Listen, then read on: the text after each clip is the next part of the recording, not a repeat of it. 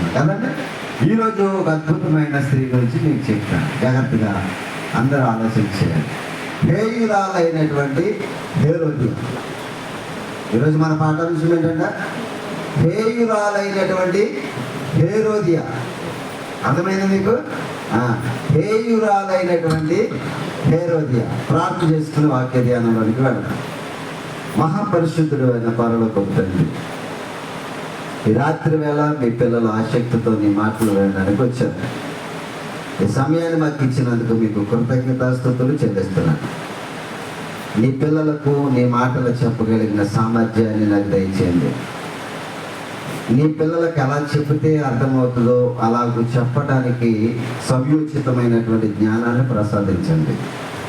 నీ మాటల యొక్క గొప్పతనము ఎలాగూ చెప్పవలనో వాటిని వివరించడానికి నీ శక్తివంతమైన పరిశుద్ధాత్మ ప్రేరణను నాకు దయచేయమని ప్రార్థిస్తూ, వింటున్న నీ పిల్లలు కూడా నీ మాటలను గ్రహించగలిగినటువంటి స్థితిని కలిగించమని యేసుక్రీస్తు వారి పవిత్రమైన నామములో ప్రార్థించి వేడుకుంటున్నాము తండ్రి. ఆమేన్. మంచిది పిల్లరా, ఆలస్యం చేయక దేవుని లేఖనాలకి మనం వెళ్ళిపోతాం. నేను ఇంకా వాక్యం చెప్తున్నాను కనుక అమ్మా, ఇప్పటి వరకు పాటలు పాడడం చేయకు, శబ్దమే చేయదు. పాటలు పాడిన ప్రార్థన చేసిన శబ్దం చేయదు. ఎందుకంటే సమయం ఎప్పుడంటే దానికి అపవాదికి వాక్యం వినేటప్పుడే సమయం చేస్తుంది. ఎందుకని? వినటం వల్ల ఏం కలుగుతుందని చెప్పాడు? ఆ విశ్వాసం నీకు లేకుండా ఎందుకు పోతుంది అనుకుంటున్నావు? నిన్ను వినకుండా చేస్తుంది. అర్థమైంది మీకు? వినటం వలన ఏం కలిగినంట? విశ్వాసం కలిగింది. ఎవరి గురించి? క్రీస్తుని గురించినటువంటి మాట వినటం వలన మనకే విశ్వాసం కలిగింది. ఇప్పుడు మనలో విశ్వాసం ఎందుకు ఉండలేదు? వినస్తలేదు. దెయ్యం మన దగ్గర ఎప్పుడు పని చేస్తుందంటే వాక్యం వినేటప్పుడు పని చేస్తుంది. ఏంటి? ఎవరో శబ్దం చేయదు. వాక్యంలోకి వెళ్ళిపోతామండి. అద్భుతమైన మాట. నేను అంతసేపు చెప్పను, మీకు మీ హృదయంలో చక్కగా పట్టుకునే కొన్ని మాటలు చెప్పాను, ముగించేస్తాను. ఏనండి జాగ్రత్తగా. ఇలా అద్భుతమైన మాటలు బైబిల్లో ఉన్నాయి. చాలా మైండ్ నిండిపోయింది. అవన్నీ మీకు చెప్తాను జాగ్రత్తగా. అండి జాగ్రత్తగా అర్థం చేసుకోండి ప్రియమైన దేవుని వాళ్ళ. ఆలోచిద్దాం దేవుని వాక్యం. హేయురాలైనటువంటి హేరోదియ. హేరోదియ అంటే ఈవిడ ఎవరు అసలు? హేరోదియ అనేటువంటి చరిత్ర మనం జాగ్రత్తగా ఆలోచన చేయాలి. ఈ హేరోదియ అనేటువంటి వ్యక్తి ఎవరు అసలు? బైబిల్లో మనకి ఎక్కడ కనిపిస్తుంది? ఈవిడ ఎలాంటి స్థితి కలిగిన వ్యక్తి? ఆవిడ క్యారెక్టర్ ఏంటి? ఆవిడ జీవిత విధానం ఏంటి? మనం నేర్చుకోవాలి కొన్ని విషయాలు. హేరోదియ అనేటువంటి పదాన్ని మీరు బైబిల్లో చదవాలి. హేరోదియ గురించి ఎవరెవరో ఎన్నో రకాలుగా చెప్పారు. అసలు హేరోదియ యొక్క జీవిత చరిత్ర ఏంటో కొన్ని నిమిషాలు ఈ రాత్రి మనము ఆలోచన చేద్దాం. హేయురాలైనటువంటి హేరోదియ అనేందుకు దీనికి అంశం పెట్టని తెలుసండి. ఆవిడ చాలా హేయురాలు. హేయురాలు అంటే అర్థం ఏంటి తెలుసండి? హేయురాలు అంటే అర్థం ఏంటి తెలుసండి? ఇష్టము కానిది. హేయమైనది అంటే అర్థం ఏంటి? మనకి ఇష్టం కానిదాన్ని హేయమైనది అంటారు. ఈవిడ కూడా లోకములో దేవునికి ఇష్టం కానిదిగా బ్రతికింది. హేయురాలన్నమాట. ఈ హేయురాలైనటువంటి హేరోదియ ఎవరు అసలు అనేటువంటి దాని గురించి మనం కొన్ని నిమిషాలు ఈ రాత్రి ఆలోచన చేద్దాం. హేరోదియ ఎవరు అని అంటే బైబిల్ నుంచి మనం ఒక మాటలు చూద్దాం. మార్కు గారు రాసినటువంటి సువార్త 6వ అధ్యాయము. మార్కు గారు రాసినటువంటి సువార్త 6వ అధ్యాయము. దయచేసి ఒక సందర్భాన్ని మనం అక్కడ ఆలోచన చేద్దాం పిల్లలు. 36వ పేజీ కొత్త నిబంధన పాఠ్యాంశంలో, కొత్త నిబంధనలో 36వ పేజీ 16వ వచనాన్ని మనం 19వ వచనాన్ని మనం చదువుకుందాం.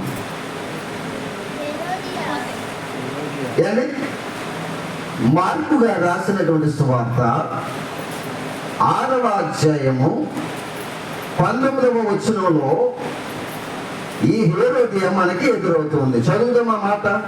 హేరోదియ అతని మీద పగపట్టి అతనిని చంపింపగోరెను గాని ఆమె చేత గాకపోయాను. ఆమె పగబట్టిందంట. ఆమె హేరోదియా, స్త్రీ గురించి చెప్తున్నాడు, మీరు జాగ్రత్తగా వినాలి. ఈవిడ పేరేం పేరు? హేరోదియా. ఈవిడి ఒక ఆయన మీద పగబట్టిందంట. చూడండి, మరలా చదవండి 19 వచ్చిన బాగా మనకి క్లియర్గా అర్థమయ్యే రీతిలో చెప్తాను మీకు. హేరోదియా అతని మీద పగబట్టింది. హేరోదియా అతని మీద పగబట్టిందంట. పగబట్టింది కానీ అతనిని చంపింపగోరెను కానీ ఆమె చేత కాకపోయాను. పగబట్టిన వాళ్ళు ఎప్పుడు కూడా ఎలా ఉన్నారో తెలుసండి. ఒక వ్యక్తి మీద పగబట్టినప్పుడు ఆ పగబట్టిన వ్యక్తి నాశనమయ్యేంత వరకు కూడా ఇలా మనసు నెమ్మదిగా ఉండదు, నెమ్మదించదు. ఈవిడ ఒక వ్యక్తి మీద పగబట్టిందండి. ఎందుకు పగబట్టింది? ఆ వ్యక్తికి ఈవికి ఉన్నటువంటి సంబంధం ఏంటి అసలు? ఎందుకు పగబట్టవలసి వచ్చింది అనేటువంటిది మనం చరిత్ర కొంచెం నేర్చుకోవాలి పిల్లలు. బైబిల్లో ఎప్పుడు కూడా ఒక అంశాన్ని ఆలోచించేటప్పుడు ఆవిడ చరిత్ర ఏంటి, ఆవిడ అసలు ఎక్కడిది, దేనికి సంబంధించింది. బైబిల్లో చాలా ఉంటాయి, అన్ని అర్థం కాకపోతే బైబిల్ ఎప్పటికీ కూడా అర్థం కాదు. అన్ని ఆలోచించి తెలుసుకుంటేనే బైబిల్ మనకి బాగా క్షుణ్ణంగా అర్థమవుతుంది. ఇప్పుడు ఈ హేరోదియా ఎవరి మీద పగబట్టింది? పగబట్టిన అతనికి ఈవిడికి సంబంధం ఏంటి అసలు? ఎందుకు చేత పగబట్టింది ఆవిడ అని మనం ఒకసారి ఆలోచన చేయగలిగినట్లయితే ఈ హేరోదియా ఎవరు అసలు? ఈ హేరోదియా ఎవరికి సంబంధించినది అని అంటే ఒకసారి ఈవిడ ఎవరికి సంబంధించిందో మీకు ఒక మాట చూపిస్తాను. లూకా గారు రాసినటువంటి సువార్త. ఈవిడ ఎవరికి సంబంధించిన వ్యక్తో మీకు ఒక మాట నేను చెబుతాను, జాగ్రత్తగా ఆలోచన చేద్దాం. లూకా సువార్త 3వ అధ్యాయం. లూకా గారు రాసినటువంటి సువార్త 3వ అధ్యాయం 52వ పేజీ. తిరగజేయండి పేజీలు, 52వ పేజీ. కొత్త నిబంధన పాఠములు 52వ పేజీ, 3వ అధ్యాయము మొదటి నుండి కొన్ని మాటలు మనం చదువుకుందాం. అక్కడ తిబెరీ కైసరియా ఏలుబడిలో 15వ సంవత్సరం మందు యోదయాకు పొంతు పిలాతు అధిపతిగా, యోదయాకు పొంతు పిలాతు అంటే న్యాయాధిపతిగా ఉన్నాడు పిలాతు. దేనికి? యోదయ దేశానికి. ఈ యోదయ దేశానికి పిలాతు న్యాయాధిపతిగా ఉన్న కాలంలో గలిలయకు హేరోదు క్షేత్రాధిపతిగా గాను ఇతురియా దేశములకు అతని తమ్ముడైన ఫిలిప్పు చతురాధిపతిగాను, అబిలేనియా దేశమునకు లోసానియా అధిపతిగాను, అన్న కయ్యపాలు ప్రధాన యాజకులుగా ఉన్న కాలమున అరణ్యములో జకరియా ఎలిజబెత్ల కుమారుడగు యోహాను బాప్తిసం గురించి ప్రకటిస్తున్నాడు. ఎవరంట? యోహాను. దేని గురించి ప్రకటిస్తున్నాడంట? బాప్తిసం గురించి ప్రకటిస్తున్నాడు. పాప క్షమాపణ నిమిత్తము సువార్తను ప్రకటిస్తున్నారు. ఎవరు? యోహాను గారు. అబ్బాయి, మీరు పాపం చేస్తున్నారా? పాపము చేయువారైతే మీరు నరకమునకు పోతారు. మీ పాపమును విడిచిపెట్టండి, నా దగ్గరకు వచ్చి బాప్తిసం పొందండి ప్రకటించుచున్నటువంటి కాలంలో, ఆ కాలంలో హేరోదు రాజుగా చతురాధిపతిగా ఉన్నాడంట. దేనికి? గలిలయ. దేనికంట? గలిలయకి. అతని తమ్ముడు కూడా చతురాధిపతిగా ఉన్నాడంట ఇతూరియాకి. ఈ దేశాలకి అతని అన్నగారు తమ్ముడు అధిపతులుగా చతురాధిపతులుగా ఉన్నప్పుడు ఈ తమ్ముడు ఫిలిప్పు, హేరోదు తమ్ముడు ఎవరంటండి? ఫిలిప్పు. ఈ ఫిలిప్పు తన భార్య అయినటువంటి హేరోదియా, ఫిలిప్పు భార్య అయినటువంటి హేరోదియా. ఎవరు భార్య? ఫిలిప్పు భార్య. ఈ ఫిలిప్పు ఎవరు? హేరోదు రాజుకి తమ్ముడు. అర్థమవుతుంది మీకు? హేరోదు రాజు తమ్ముడైన ఫిలిప్పుకి భార్య ఎవరు? ఎవరు? హేరోదియా. మీకు చెప్తున్న హేరోదియా ఎవరో తెలుసండి? హేరోదు రాజు తమ్ముడైనటువంటి ఫిలిప్పుకి భార్య. మీరన్నీ గుర్తుంచుకోవాలి, నేను చెప్తున్న ప్రతి మాట జాగ్రత్తగా అర్థం చేసుకోవాలి.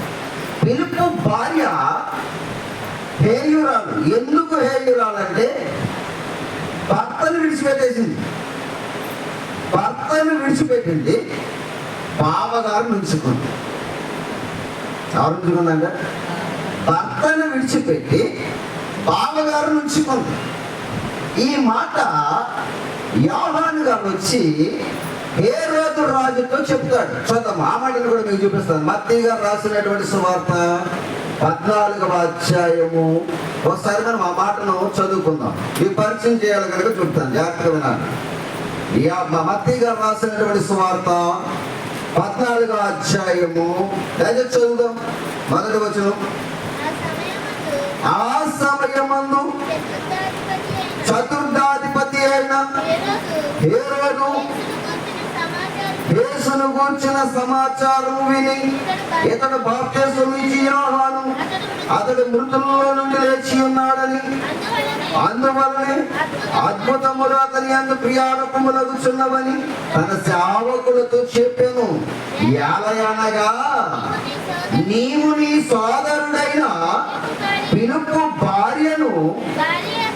భార్యయగు హేరోదియాను ఉంచుకున్నావు అంటున్నాడు. చూడండి, ఇక్కడ ఉంచుకున్నావు. చాలా మంది బాధ కలిగింది, ఏంటి ఉంచుకున్నాడని చెప్తున్నాడు అనుకుంటారు. దేవుడు చెప్పాడండి ఇక్కడ. యోహాను గారు చెప్తున్నాడండి ఈ మాట. నేనంటావా? ఏమని చెప్తున్నాడు యోహాను గారు? రే, నీవు చతురాధిపతి అయి ఉంది నీ తమ్ముడు భార్య అయిన ఫిలిప్పు భార్యని హేరోదియా ఉంచుకున్నావేంటి అని అడిగాడు. అడిగితే అమ్మగారు అప్పుడు పక్కన ఉంది. ఎవరు? హేరోదియా. పక్క నుండి ఎప్పుడైతే హేరోదును యోహాను గారు నిలదీశారో అప్పుడు పగబట్టింది అతని మీద. ఏంటన్నారు? ఇప్పుడు ఫస్ట్ పాయింట్లోకి వస్తున్నాడు మీకు, అతను వాళ్ళు మీకు అందరికి కూడా. అతని అందు పగబట్టింది ఎవరు? హేరోదియా. ఎందుకని? హేరోదు రాజుతో యోహాను గారు వచ్చి అంటున్నాడు, నీ తమ్ముడకు ఫిలిప్పు భార్య అయిన హేరోదియాను నీవు ఉంచుకున్నట న్యాయమా అని అడిగాడు. చదవండి, మరలా వచ్చిన 14వ అధ్యాయము మొదటి వచనం. మత్తయి సువార్త 14వ అధ్యాయం మొదటి వచనం. ఏమంటున్నారు చూడండి. ఏలయనగా నీవు నీ సోదరుడు, చూడండి, తమ్ముడు భార్య, తమ్ముడు భార్యను నీ సోదరుడకు నీ తమ్ముడకు ఫిలిప్పు భార్యయగు హేరోదియాను ఉంచుకునుట న్యాయం కాదని యోహాను ఖండించాడు. చాలా మంది అండి చర్చిల్లోకి వెళ్ళినప్పుడు కూర్చుంటారు. పాస్టర్ గారు ప్రసంగం చేశారు అనుకో, నా గురించేనండి, నా గురించే. ఒక పక్కడేస్తా ఒకటి, ఒక పక్కడేసి ప్రార్థన బిచ్చిపోద్ది బీరగింజలాగా. మొత్తానికి మానేస్తే సంఘానికి నువ్వు రాకపోతే సంఘానికి దేవుడికి ఏమైనా నష్టం చేస్తావు, నీకే నష్టం. చెప్పిందెందుకు? తప్పును ఖండించాలి, నువ్వు సరి చేసుకోవాలి సంఘంలో. యోహాను గారు అదే చెప్పాడు. నువ్వు యూదులకేమో రాజువా, యూదులకి చక్రవర్తిగా ఉన్నావా? రాజు అయిన నీవు ఏకపత్ని పరిశుడిగా ఉండాలి కదా. నీవు మార్గదర్శకంగా లేకపోతే నీ కింద ఉన్న ప్రజలకు నువ్వు న్యాయమే విధిస్తావు. ఎవడైనా తప్పు చేసిన వాడు నీ దగ్గరకు వచ్చి మా తప్పు తీర్చమని నీ దగ్గర నిలబెట్టినప్పుడు నీలో తప్పు ఉండకూడదు, అంతేనా? ఉండకూడదు. ఇప్పుడా కాదా హేరోదు రాజు ఎలా నువ్వు చేసింది తప్పు కాదు అన్నాడు. నువ్వు చేసేదేటో నీ తమ్ముడు భార్య నువ్వు ఉంచుకోలేదా అని అడిగాడంటే ఏం చెప్తాడు సమాధానం? అందుకే యోహాను గారు ఏం చేశాడు తెలుసా? ఏమన్నాడు తెలుసా? నీవు నీ సోదరుడకు ఫిలిప్పు భార్యను ఉంచుకునుట న్యాయము కాదు అన్నాడంతే. ఆ మాట ఎప్పుడైతే చెప్పాడో ఈమెకి పగ పట్టిందంటండి. ఎవరి మీద? యోహాను గారి మీద పగ పట్టింది. కానీ అతనిని చంపించలేకపోయిందంట. అతన్ని చంపింపకోరని కానీ ఆమె చేత కాకపోయినా మన చదువుల మాట మీకు మరలా అర్థమవడం కోసం మార్కు గారు రాసినటువంటి సువార్త చదువుదామా మాటని. మార్కు గారు రాసినటువంటి సువార్త 6వ అధ్యాయము 19వ వచనం చదవాలి. మార్కు గారు రాసినటువంటి సువార్త 6వ అధ్యాయము 19వ వచనం. హేరోదియా అతని మీద పగబట్టి, అతని మీద, ఈవిడ పగ ఎవరి మీద? యోహాను గారి మీద. ఈవిడ ఎవరి భార్య? ఫిలిప్పు భార్య. ఈవిడ ఫిలిప్పుకి భార్య. పగబట్టింది ఎవరి మీద? యోహాను మీద. ఎందుకు పగబట్టింది? మీ బావగారు కదా, నీవేమో అతని తమ్ముడికి భార్యవు కదా అని ఈవిడేం చెప్పలేదు. ఎవరితో అన్నాడు? నీవు రాసువు కదా, నువ్వు చతుర్థాధిపతివు కదా, నీవు చతుర్థాధిపతి అయినప్పుడు న్యాయము తీర్చే నీకు ఇలాంటి పని తగదు అని చెప్పాడు. ఎవరు? యోహాను గారు. యోహాను గారు చెప్పగానే ఈవిడికి పొడుచుకొచ్చింది. ఏడు తప్పు చేసింది కదా, పొడుచుకొచ్చి ఎవరి మీద పగబట్టిందంట? యోహాను మీద పగబట్టిందంట. పగ ఉండిపోయింది. మీరు చాలా మంది అనుకుంటున్నారు మాకేం పగలేదండి, అసలు మా దగ్గర పగలేదండి. నిజంగా పగలేని వాళ్ళు అయితే సమాధానంగా బ్రతకగల ఉన్నారా?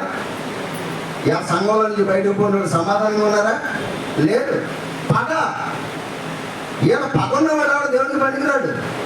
వాళ్ళ దేవుని రాజ్యానికి వారసులు మాత్రం కాదు. నిజంగా సమాధాన పడి వాళ్ళు అయితే తప్పు తెలుసుకుని వచ్చారు సంఘాల్లో. వచ్చారు. ఏమంది వాళ్ళు? పగతో బ్రతుకుతున్నారు. ఏదో కూడా ఎలా బ్రతుకుతుందంట? పగతో బ్రతుకుతుంది. సమయం ఎప్పుడు దొరికిందా అని ఎదురు చూస్తుంది. ఎవరి కోసం? యోహాను గారి కోసం. ఈ మాట ఎప్పుడైతే చెప్పాడో యోహాను గారు, వెంటనే హేరోదు రాజు ఏం చేశాడు తెలుసా? అతనిని శంసాల్లో వేయించాడు. అతన్ని ఎక్కడ వేయించాడంట? శంసాల్లో వేయించాడు. ఈ శంసాల్లో బంధింపబడ్డాడు యోహాను గారు. ఎవరు యోహాను? యేసు శిష్యుడైన యోహాను కాదండి ఈయన. విన్నారా? మీరు మరలా క్లారిటీ తెలుసుకోవాలి. ఈయన ఎవరైనా? జకరియా ఎలిజబెతుల కుమారుడైన బాప్తిసం ఇచ్చి యోహాను. ఈయన ఎవరన్నా? జకరియా ఎలిజబెతుల కుమారుడైన బాప్తిసం ఇచ్చి యోహాను. ఈయన నేను యోహాను గారి గురించి చెప్పే యోహాను సువార్త, యోహాను 3 పత్రికలు, ప్రకటన గ్రంథము రాసిన యోహాను వేరు. ఆయన ప్రియ శిష్యుడు, యేసుక్రీస్తు వారికి ప్రియ శిష్యుడైన యోహాను. ఆయన యోహాను, ఆ యోహాను వేరు, ఈ యోహాను వేరు. ఈ యోహాను ఎవరంటే యేసుక్రీస్తు కంటే 6 నెలల ముందుగా పుట్టిన యోహాను. ఎవరికి పుట్టిన యోహాను అంటే కన్యామరి అయినటువంటి బంధువురాలైనటువంటి ఎలిజబెతు చక్రియలకు పుట్టిన వాడైనటువంటి యోహాను. ఈ యోహాను వచ్చి హేరోదుని ఖండించగానే ఆవిడికి పగబట్టేసిందండి. ఎవరి మీద? యోహాను మీద పగ. మరలా ఆ మాటను చదువుతాం ఒకసారి. ఆ మాటను చెప్తే మీకు మరలా ముందుకు వెళ్తాను.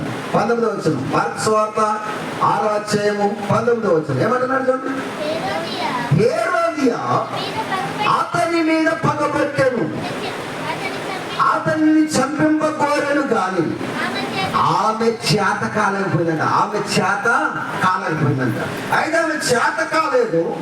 ఏ రోజు ఎప్పుడైతే యోహాను గారు ఎదిరించిన ఆయన ఏం చేశారంటే శంసాల్లో వేయించేశారు. ఏ రోజు ఏం చేశాడు? శంసాల్లో వేయించాడు. ఆయన శంసాల్లో బంధించబడ్డాడు. ఎందుకు శంసాల్లో బంధించబడ్డాడు? ఎందుకు బంధించబడ్డాడు? అతను తప్పుని ఖండించాడు కదా. ఇలా తప్పును ఖండించిన ప్రతి వాడిని కూడా సమాజం వేరే చేస్తుంది.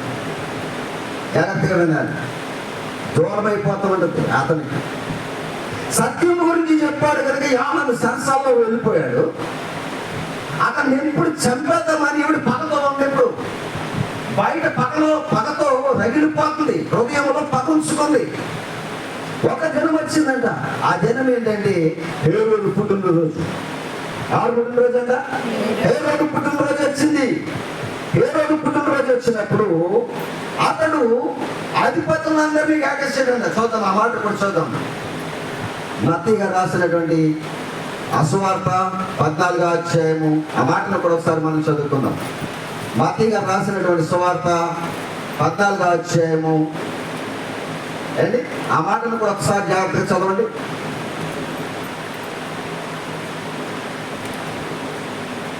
హేరోదు పుట్టినరోజు రాగానే ఒక సందర్భం జరిగింది. అక్కడ 6వ వచనం గడిచి చదవండి అమ్మా.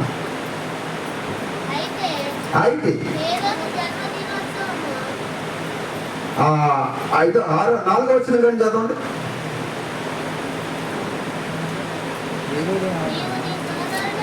ఆ 4వ వచనం 14వ అధ్యాయం 4వ వచనం. నీవు నీ సోదరుడైన ఫిలిప్పు భార్యకు హేరోదియను ఉంచుకున్నది న్యాయము కాదని యోహాను చెప్పగా, హేరోదు ఆమె నిమిత్తము యోహానును పట్టుకుని బంధించి చెరసాలలో వేయించియుండెను. అతడు ఇతన్ని చంపింపకోరను గాని జనసమూహం ఇతన్ని ప్రవక్త అని ఎంచినందున వానికి భయపడెను. అయితే హేరోదు జన్మదినోత్సవం వచ్చినప్పుడు హేరోదియ కుమార్తె వారి మధ్య నాట్యం ఆడెను. హేరోదు సంతోషముతో కనుక ఆమె ఏమి అడిగనను ఇచ్చదనని అతడు ప్రమాణపూర్వకంగా వాగ్దానం చేశాను. అప్పుడు ఆమె తన తల్లి చేత ప్రేరేపింపబడినదై బాప్తిసమిచ్చి యోహాను తలను ఇక్కడ పళ్ళెములో పెట్టి నాకు ఇప్పించమని తల్లి చెప్పి పంపించింది. మొదటిది జాగ్రత్తగా వినాలి. ఒకటి నువ్వు చేసిన తప్పు ఏంటంటే మన అంశం ఏంటని చెప్పాలి మీకు. ఇవాళ అంశం ఏంటి మనం మాట్లాడుకున్నది? హేయురాలైనటువంటి హేరోదియ. హేయురాలైన హేరోదియ ఎందుకు అయిందంటే, మొదటి భర్తను మోసం చేసింది. రెండోది ప్రవక్త నీతిమంతుడు పరిశుద్ధుడైన యోహాను మీద పగబట్టింది. మూడవది తన కుమార్తెనే హంతకురాలుగా మార్చినటువంటి గొప్ప హేయురాలు ఎవరనంటే హేరోదియ. ఏమంటుంది కుమార్తెతో?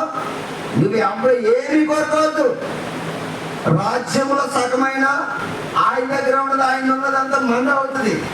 ఏం కోరుకున్నది అంతా మందే కదా. మన దాంట్లో మనమేం కోరుకుంటాం? మనకు కావాల్సింది ఏంటో తెలుసా? నాలో రగిలిపోతున్న పగ. ఆ పగ చల్లారాలనంటే ఆ చెరసాలలో బంధించబడిన వాడి తలను నరికి ఇప్పించమని చెప్పు. అప్పుడు నాలో ఉన్న పగ చల్లారుతుంది. ఎప్పుడైతే ఈవిడ నాట్యం చేసిందో అతడు అధిపతులందరినీ కేకేశాడంట. అధిపతులందరినీ కేకేశాడు. తన సమానం అధిపతులందరినీ కూడా, తన సాటి అయినటువంటి వారందరినీ కూడా పిలిచాడు, విందు చేయించాడు. ఆ విందులో హేరోది కుమార్తె అన్నాడు. ఎవరి కుమార్తె అంట? ఎవరి కుమార్తె అంట? హేరోదియ కుమార్తె. హేరోదియ కుమార్తె అంటే ఎవరు? ఫిలిప్పుకి హేరోదియాకు పుట్టిన కుమార్తె. ఇప్పుడు కుమార్తె హేరోదు కుమార్తె అయితే హేరోదు కుమార్తె అను. కానీ కుమార్తె ఎవరు కుమార్తె? హేరోదియ కుమార్తె. హేరోదియ అంటే ఫిలిప్పుకు భార్య కనుక వాళ్ళిద్దరికి సంతానం కుమార్తె. కానీ కుమార్తె పుట్టిన తర్వాత భర్తను మోసం చేసి ఎవరు నుంచుకున్నాడు? బావగారు నుంచుకున్నాడు. అదే ఖండించాడు యోహాను గారు. ఆ ఖండించినందుకు చెరసాలకు వెళ్ళిపోయాడు యోహాను గారు. చెరసాలకు వెళ్ళటమే కాదు, కొన్ని దినములైన తర్వాత తన తల కూడా ఖండించబడిన వాడు యోహాను గారు. జాగ్రత్తగా ఆలోచించండి. ఇవిడికి పేరేమని పెట్టాలి? ఇప్పుడు ఏమని పేరు పెట్టాలి? హేయురాలు అంటే దేవునికి ఇష్టము కానిది. దేవునికి ఇష్టము కానిది. చాలా మంది అన్నారు హేయమైన వస్తువు అంటే అర్థమైంది తెలుసా? పనికి రాంది, నాకు వద్దు, నాకు ఇష్టం లేని వస్తువు అది. ఇప్పుడు హేరోదియ కూడా ఎవరికి ఇష్టం లేని వ్యక్తి? దేవునికి ఇష్టం లేని వ్యక్తి. అందుకే హేయురాలైనటువంటి హేరోదియ. ఈ హేరోదియ ఎవరి భార్య? ఫిలిప్పుకు భార్య. ఎవరు నుంచుకుందంట? రాజు అయినటువంటి హేరోదైన బావగారు నుంచుకుందంట. ఇంకేం చేసిందంట? యోహాను మీద పగబట్టి చంపించింది. కుమార్తెను హంతకురాలిగా మార్చింది. ఎవరైనా ఏ బిడ్డలైనా అలా మార్చుతారా? ఈవిడి తల్లి ఎలాంటి తల్లి అంటే, ఎలాంటి భార్య అంటే చాలా పనికి మాలిన భార్య, చాలా పనికి మాలిన తల్లి, చాలా పనికి మాలిన అతిథి గౌరవం లేనటువంటి వ్యక్తి. అసలు నీతిమంతుడైనటువంటి యోహాను గారిని చంపించిందంటే ఈవిడికి ఏం చెప్పాలో సార్ ఆలోచించండి. చాలా మంది వాక్యం చెప్తుంటే పగబట్టేస్తూ ఉంటారండి.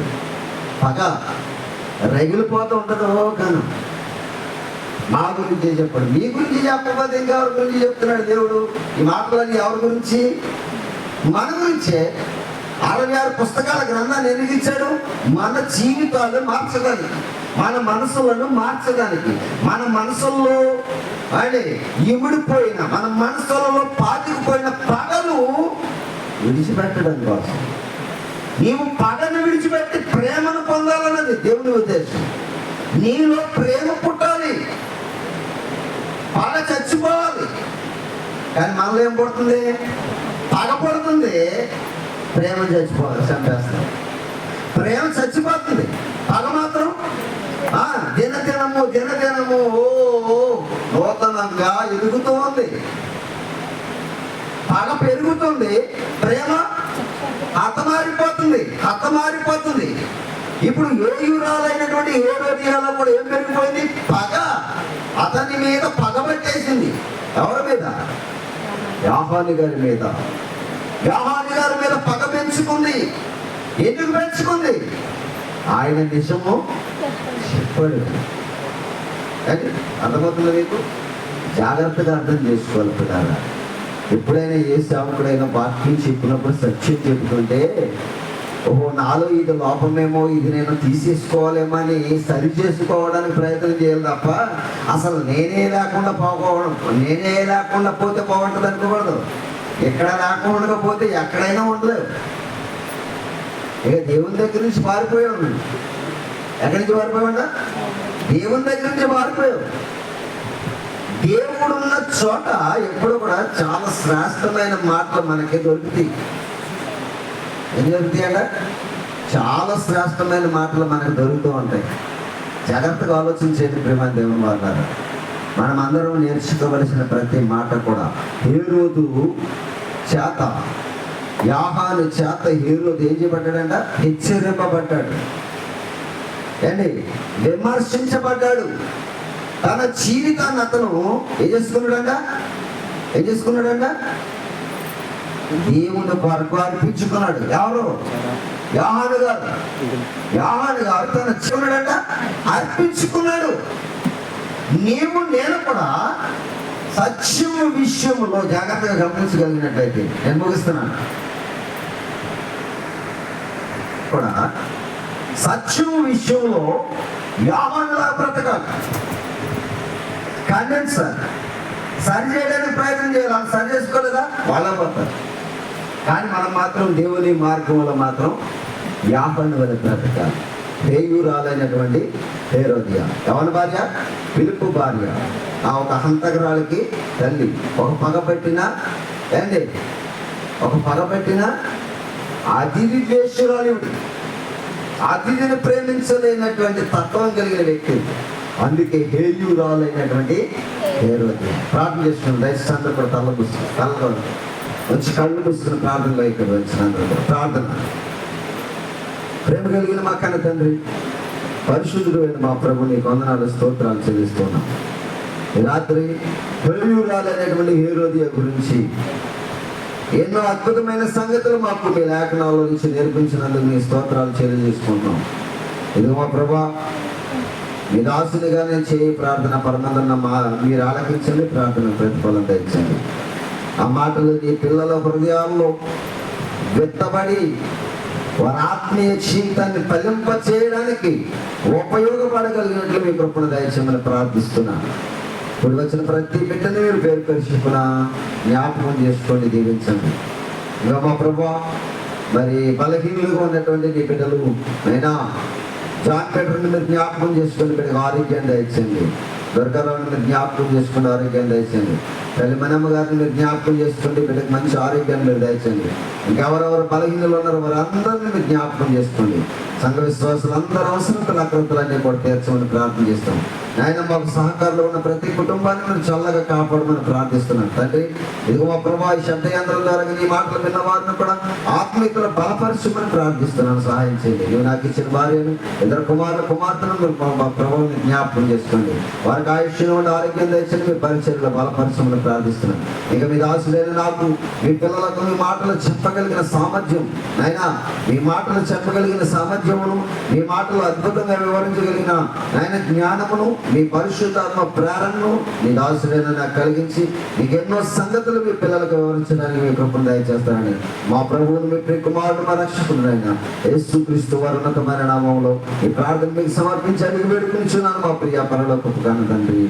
ఆమేన్. ఇప్పుడు మన తండ్రి అయిన దేవుని ప్రేమ, ఆయన కుమారుడును మన రక్షకుడు యేసుక్రీస్తు వారి యొక్క కృప, ఆదరణకర్త పరిశుద్ధాత్మ కన్యని సహవాసము ఇప్పుడు నిత్యం సదా మనకును సకల పరిశుద్ధులకు ప్రార్థించబడిన అంశములను నెరవేర్చబడకును. శబ్దయంత్రం ద్వారా వింటున్న వారికి, ఎక్కడ కూర్చుని విన్న వారికి సదా తోడేంటి నడిపించును గాక. ఆమేన్. అందరికీ హృదయపూర్వకమైన వందనాలు. అలా గాడ్ బ్లెస్ యు. ఒక మనవి చేసిన తర్వాత వెళ్ళిపోతే అందరూ కూర్చోండి.